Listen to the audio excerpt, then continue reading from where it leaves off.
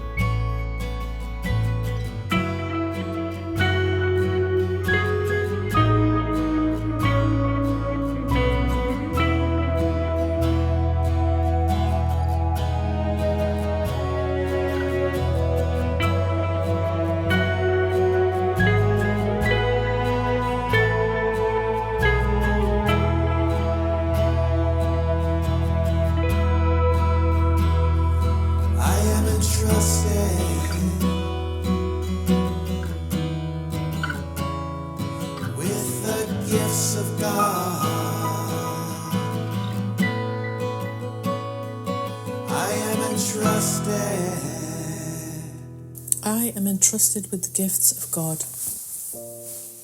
All things are given you. God's trust in you is limitless. He knows his Son. He gives without exception, holding nothing back that can contribute to your happiness. And yet, unless your will is one with his gifts are not received. But what would make you think there is another will than his? Here is the paradox that underlies the making of this world. The world is not the will of God, and so it is not real. Yet those who think it real must still believe there is another will, and one that leads to opposite effects from those he wills. Impossible indeed, but every mind that looks upon the world and judges it as certain, solid, trustworthy and true, believes in two creators or in one, himself alone, but never in one God.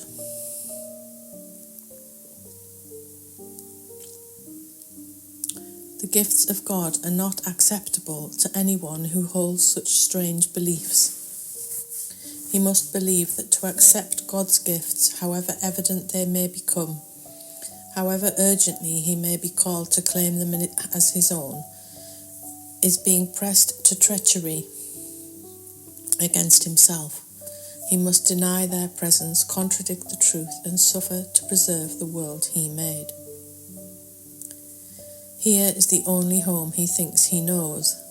Here is the only safety he believes he can find. Without the world he made is he an outcast, homeless and afraid.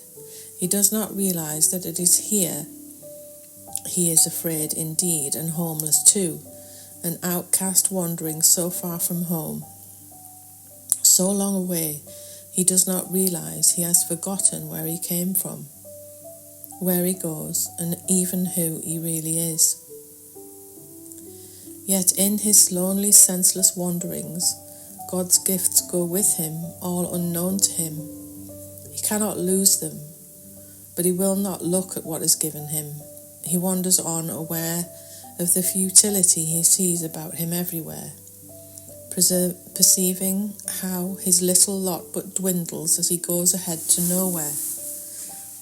Still he wanders on in misery and poverty, alone though God is with him, and a treasure his so great that everything the world contains is valueless before its magnitude.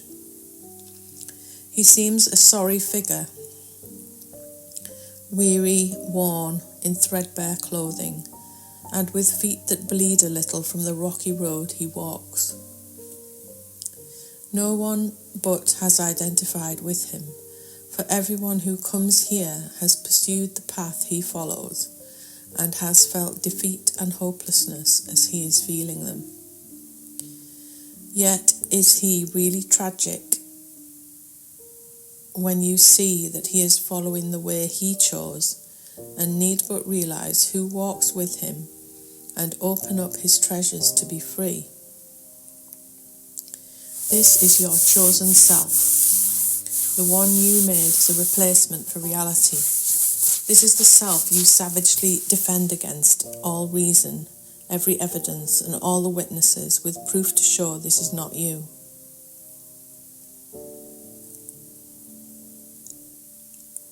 You heed them not. You go on your appointed way, with eyes cast down, lest you catch a glimpse of truth and be released from self-deception and set free. You cower fearfully, lest you should feel Christ's touch upon your shoulder and perceive his gentle hand directing you to look upon your gifts. How could you then proclaim your poverty in exile? He would then make you laugh at this perception of yourself. Where is self-pity then? And what becomes of all the tragedy you sought to make for him whom God intended only joy? Your ancient fear has come upon you now, and justice has caught up with you at last. Christ's hand has touched your shoulder, and you feel that you are not alone. You even think the miserable self you thought was you may not be your identity. Perhaps God's word is truer than your own. Perhaps his gifts to you are real. Perhaps he has not wholly been outwitted by your plan to keep his son in deep oblivion and go the way you chose without yourself. God's will does not oppose, it merely is. It is not God you have imprisoned in your plan to lose yourself. He does not know about a plan so alien to his will. There was a need he did not understand, to which he gave an answer, and that is all.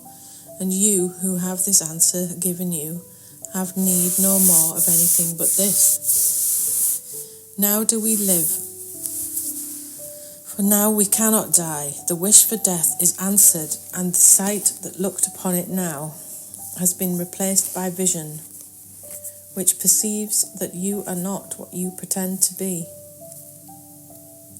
One walks with you who gently answers all your fears with this one merciful reply: it is not so. He points to all the gifts you have each time the thought of poverty oppresses you, and speaks of his companionship when you perceive yourself as lonely and afraid. Yet he reminds you still of one more thing you had forgotten. For his touch on you has made you like himself. The gifts you have are not for you alone. What he has come to offer you, you must now learn to give. This is the lesson that his giving holds. For he has saved you from the solitude you sought to make, in which to hide from God. He has reminded you of all the gifts that God has given you.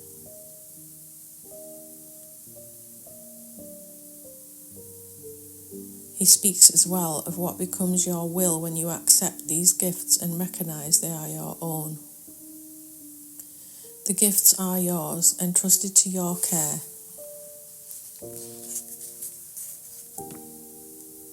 To give to all who chose the lonely road you have escaped. They do not understand, they but pursue their wishes. It is you who teach them now, for you have learned of Christ there is another way for them to walk.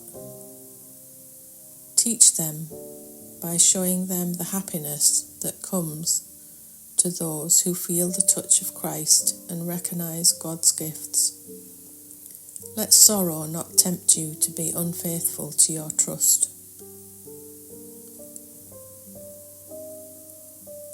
Your sighs will now betray the hopes of those who look to you for their release.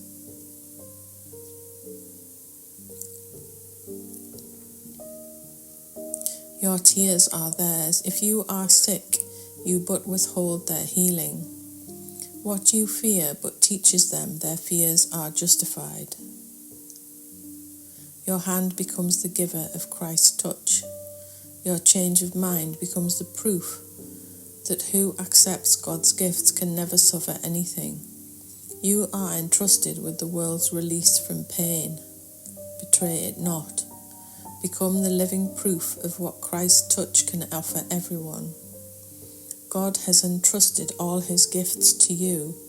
Be witness in your happiness to how transformed the mind becomes, which chooses to accept his gifts and feel the touch of Christ.